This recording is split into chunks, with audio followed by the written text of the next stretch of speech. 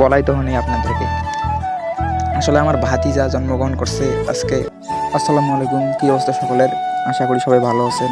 তো আজকে হলো আমার অনেক খুশি লাগতেছে, অনেক অনেক, যেটা আপনাদেরকে বলে বোঝাতে পারবো না। কারণ আজকে আমাদের ফ্যামিলির মধ্যে নতুন অতিথির আগমন ঘটছে। তো সেই জন্য সকাল সকাল বের হয়ে গেলাম লালমনিরহাটের উদ্দেশ্যে। এখন আমি আছি যে বাণিজ্য মেলা এখানে।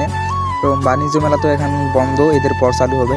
তো যাই হোক, তারপর আমরা আগাতে মিশন মোড়ের সামনে আসলাম। আমাদের উদ্দেশ্য হলো আমার ভাই, বড় ভাই সহ আমি যাইতেছি মিষ্টি কেনার জন্য।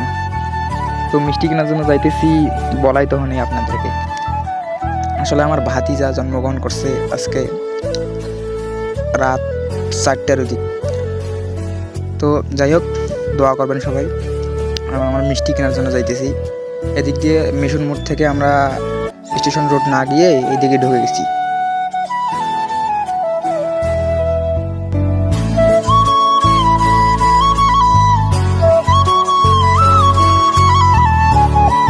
সামনে দিয়ে গিয়ে আমরা একটা মিষ্টির দোকানে ঢুকলাম। তো সেখানে মিষ্টিগুলো দেখতেছি কোনটা ভালো হবে। তারপর বেশি কথা না বাড়িয়ে মিষ্টি দামাদামি করলাম।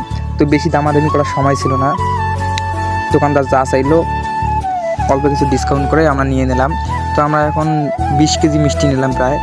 নেওয়ার শেষে এখন আমরা বাড়ির উদ্দেশ্যে রওনা হলাম। তো আবার এখানে আমরা শিশু পার্কের দিকে আসলাম। শিশু পার্ক থেকে এদিকে জেলা প্রশাসকের কার্যালয় দিয়ে আমরা এখন বাড়ি চলে যাবো আবার ঘুরে ফিরে। তো মাঝখানে তো ভিডিও একটু কাটিং হয়েছে, দেখাইতে পারতেছি না, আমার হাতে সময় ছিল না, তো অনেক প্যারা ছিল।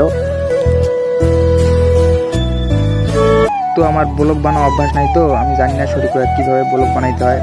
তো ভালো থাকবেন সবাই, আজকের ব্লগ এইটুকুই।